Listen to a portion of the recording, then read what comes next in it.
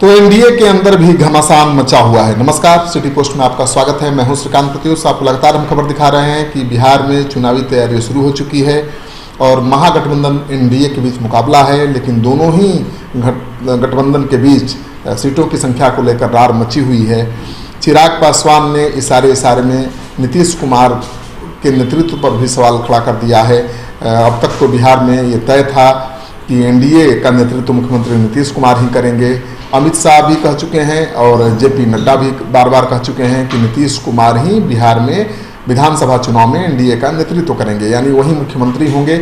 लेकिन चिराग पासवान से जब ये सवाल पूछा गया तो उन्होंने कहा कि ये तो बीजेपी तय करेगी कि किसके नेतृत्व में चुनाव लड़ना है, क्योंकि बीजेपी बिहार की सबसे बड़ी पार्टी है। बीजेपी बिहार की बड़ी पार्टी नहीं है, बिहार की बड़ी पार्टी तो आरजेडी है, दूसरे नंबर पर जेडीयू है और तीसरे नंबर पर बीजेपी है, अगर सीटों के हिसाब से देखा जाए तो। लेकिन चिराग पासवान बीजेपी को बड़ी पार्टी मान रहे हैं और उनका कहना है कि बीजेपी तय करेगी कि कौन नेतृत्व करेगा बिहार में चुनाव का। आपको पता है कि चिराग पासवान पहले नीतीश कुमार के साथ खड़े दिखते थे, उसमें उनकी रणनीति थी कि बीजेपी पर दबाव बनाया जाए। अब वो बीजेपी के साथ खड़े दिख रहे हैं और नीतीश कुमार पर दबाव बनाने की रणनीति के तहत पिछले कुछ महीने से काम कर रहे हैं।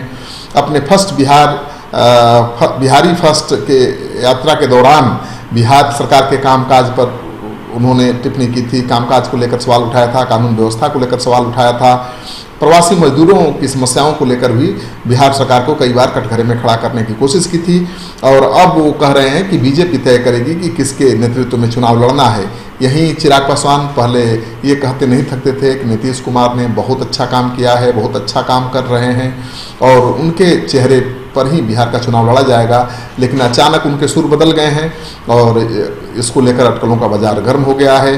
चिराग पासवान ऐलान कर चुके हैं कि इस महीने में ही अपने उम्मीदवारों के नाम का घोषणा कर देंगे, यानी वो तय कर चुके हैं कि पिछले विधानसभा चुनाव में जितने सीटों पर वो चुनाव लड़े थे उससे कम सीट पर वो चुनाव लड़ने को तैयार नहीं होंगे। जाहिर है कि सीटों की संख्या को लेकर एनडीए के अंदर घमासान मचना है, क्योंकि बीजेपी लोकसभा चुनाव की तर्ज पर आधी यानी बराबर सीटों पर जेडीयू के साथ चुनाव लड़ने का बात उठाती रही है। बीजेपी का कहना है कि लोकसभा चुनाव में नीतीश कुमार की पार्टी के पास केवल 2 सांसद थे, फिर भी उनको बीजेपी ने आधी सीटें दी, अपने 5 सिटिंग सांसदों की सीट काट कर दे दी। ऐसे में नीतीश कुमार की जिम्मेवारी बनती है कि विधानसभा चुनाव में भी वो बराबर सीटों पर समझौता करें, चुनाव लड़ें। बीजेपी दरअसल चाहती है कि 100 सीटों पर जेडीयू बीजेपी चुनाव लड़े और बाकी जो सीटें हैं 43 सीटें उसमें रामविलास पासवान और दूसरे सहयोगियों को लाया जाए।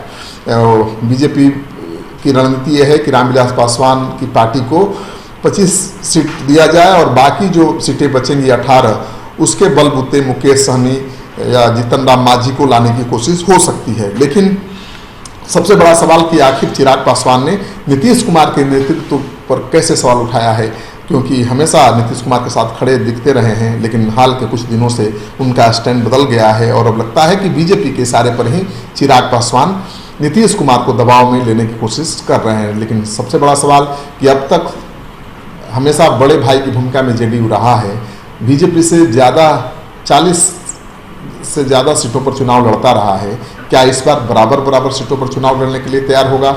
अगर ऐसा होता है तो नीतीश कुमार की मुश्किल बढ़ जाएगी, क्योंकि बराबर सीटों पर चुनाव लड़ेंगे नीतीश कुमार। अगर बीजेपी को 2-4 सीटें भी ज़्यादा आ जाती हैं तो खेल बड़ा हो जाएगा और बीजेपी की जो पुरानी मांग रही है कि बिहार में अब बीजेपी का मुख्यमंत्री होना चाहिए, उस रणनीति पर बीजेपी काम शुरू कर देगी, क्योंकि चिराग पासवान उसके भरोसे में है और चिराग पासवान बीजेपी को छोड़कर नीतीश कुमार के साथ जाएंगे इसकी संभावना भी नहीं है। तो जेडीयू मानेगा ही नहीं कि बराबर सीटों पर चुनाव हो और इसी को लेकर तकरार बढ़नी है। इस वीडियो को ज़्यादा से ज़्यादा लोगों के साथ शेयर करिए ताकि लोगों के समझ में आए कि बिहार में एनडीए में भी सब कुछ ठीक नहीं है, ऑल इज नॉट वेल। केवल महागठबंधन में ही रार नहीं है, एनडीए में भी घमासान है। आपका सहयोग समर्थन लगातार मिल रहा है, इसे बनाए रखिएगा। अगर आपने अब तक हमारा चैनल सब्सक्राइब नहीं किया है तो जरूर कर लीजिएगा भैया। आपका एक सब्सक्रिप्शन सिटी पोस्ट की पूरी टीम का हौसला बढ़ाता है।